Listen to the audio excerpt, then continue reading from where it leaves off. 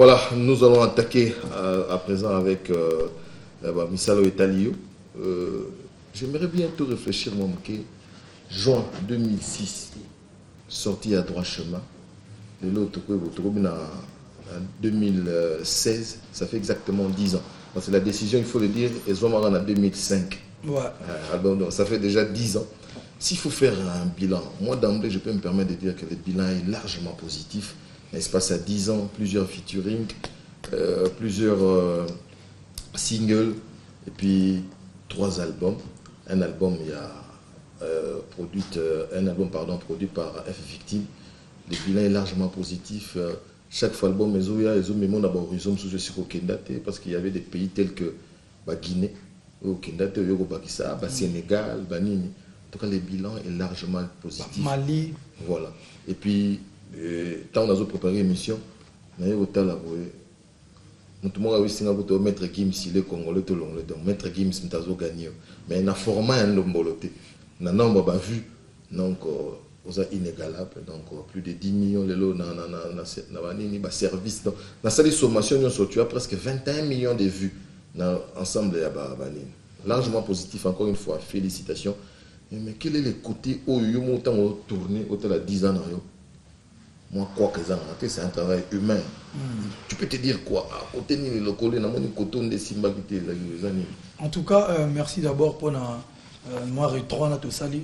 C'est vrai, mon 10 ans de carrière, c'est vrai que moi, quoi que ça, raté, tu connaîtras un ming. Mais moi, je pense que na mutumoro na flirterna bénédiction. Tu vois? Contrairement à Batunde, je pense que Nzambe a vraiment parmi Nzambe parce que 10 ans de carrière, je pense que Ratana nous concert pas plus de 4 fois que na Beli. Donc c'est déjà pour un positif, côté humour positif. Et puis bon voilà, on a 3 albums avec succès sur Togoloba. Et puis on a bêti les belé, on a voyagé belé, on a réalisé Makambe belé. Les lots sont dans d'autres la simanangai na omona 10 ans on dit à l'obia. Ça passe vite. Ça passe très vite. On dit hier, mais si on a tel la réalisation, on doit comprendre que notre réalisation et c'est moi temps et coca. Donc et le gros salanga peut-être moi trop quoi kamike ils allaient peut-être la séparation à bateau. Peut-être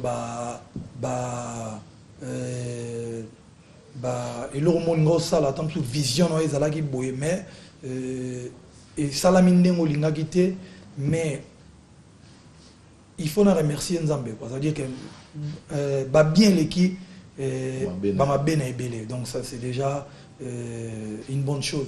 Et puis le lot bon on dit 10 ans de carrière le lot toujours attaqué vraiment tout côté ce qu'on voit en année en haut. Et puis nous avons mis ça 4e album nangai année où nous avons fait biso courage inspiration ezali parce que on a déjà dans le studio tant on a zoyo ka ba plan on a bossé na olinga ba planté tant on a zoyo ka banzembo on a zoyo ka ba biloko ba œuvre na a vraiment séduit.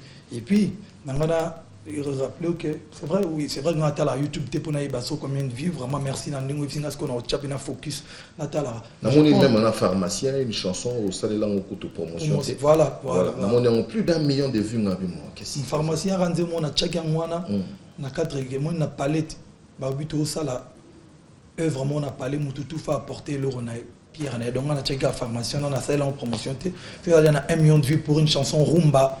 Parce qu'il y a une différence entre les vieux belé et les bina, et rumba. Il y a un différent. Donc voilà, sauf pharmacie, on a 1 million. En tout cas, c'est bien, c'est que Moussala, et ça va bien. Et puis je pense que les Congolais, Oyakin, parce que moi je suis quinois, on a plus suivi dans les réseaux sociaux. Moi j'ai plus de millions sur Facebook. On a 230 quelque chose de followers sur Instagram, sur Twitter. Donc il a dit que toujours représenté beaucoup avant tout le monde donc non on va découvrir non bah nous va découvrir Instagram avant mais les cabons là followers c'est la question de découvrir avant il faut découvrir avant même tout à découvrir bah banda aux élèves en attente quoi mais John Goni na côté dans les réseaux sociaux m'kola côté ka brrr ba côté Donc il y a beaucoup de questions à ça et ça que et puis biso normalement on a près de 11 millions d'habitants.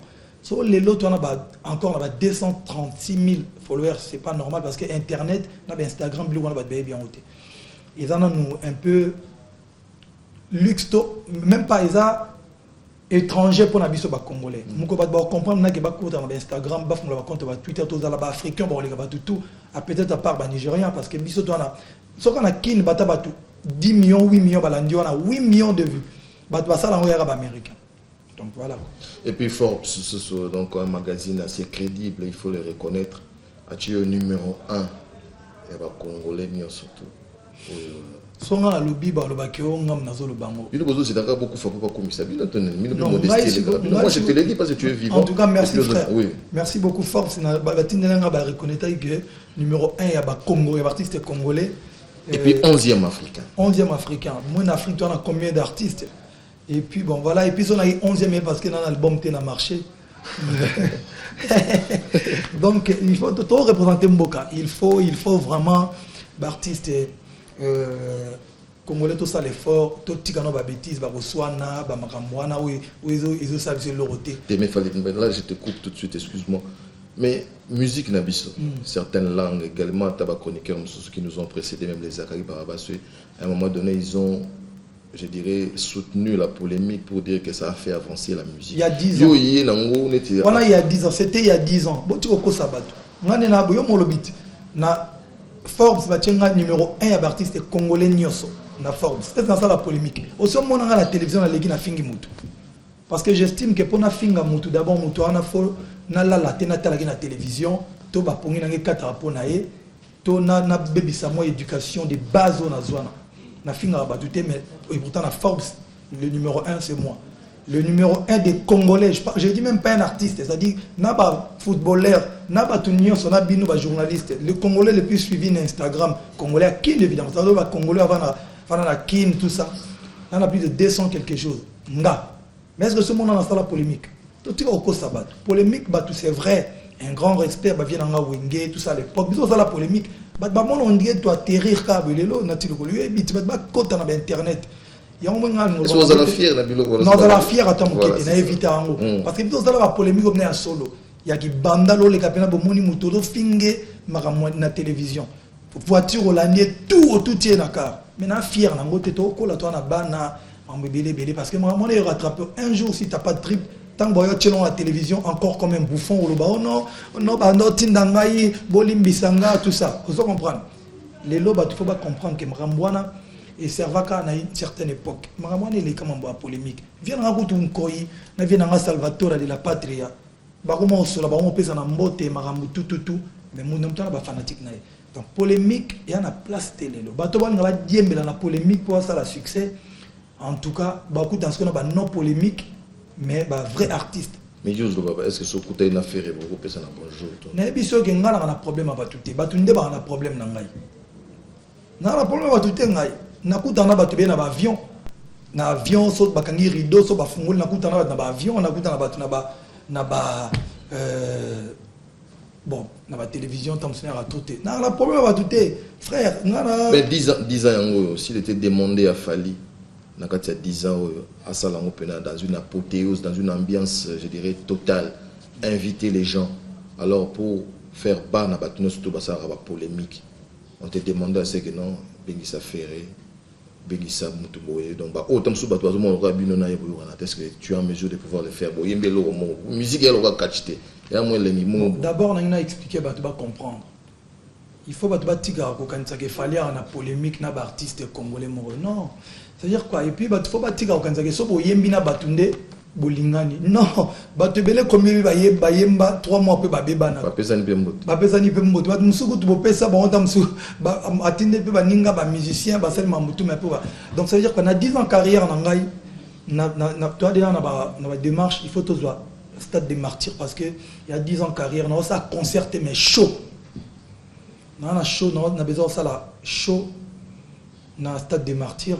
Et puis évidemment on a benisa artiste nyonso tout oyo ba collaborer nanga na batu nyonso tout oyo ba apporta un petit plus na 10 ans wana c'est-à-dire ata mutu moko alekaki à ayembaki ata cœur moi ayembaki to moi refrain to tana ba sponsor so moyen ezali na beng ça va tout surtout bato na sana ba featuring ba collaboration en tout cas artiste nyo surtout congolais on ayemba na bango ba za libre ba za calendrier na bango senga baya to tindela bango ba invitation officiellement ba ya to interpréter banzemo na pona na besoin ça la chomoro on a ne salamate na kin que bat boya bazomona vraiment donc concert et l'équipe chez l'équipe doit tirer dans quelque chose dans moto et puis même il a vendu ça là tout tambola na bambo kanyos donc to banango awa nangana changengeza na mois de mars nangana banango na kin mais malheureusement na ba saison de pluie de peur que Mboule Baby ça donc to chango na juin concert à Stade des Martyrs na juin à ba kanga date to ya au fixer bino date mais en mois de juin to beta concert amené na obenga ba invité nyoso ba tout on a collaboré na bango au bord de la libre ba nigérien ba américain ba congolais ba to Brazzaville ba nyoso tout voilà on se va dire ba collaborer na OK ngeza la sué lengi so yemi suna les rambo na 10 ans collaborer te omoni nati le colonel ba gato kitana omoni malheureusement na 10 ans oyo il y a Fally Ipupa tu es mana grand pote quadraté mais oh yo mutatembe webi ke na 10 ans pe on dirait grand pote quadraté poto yemba ni nyot pharmacien mais on a fait mais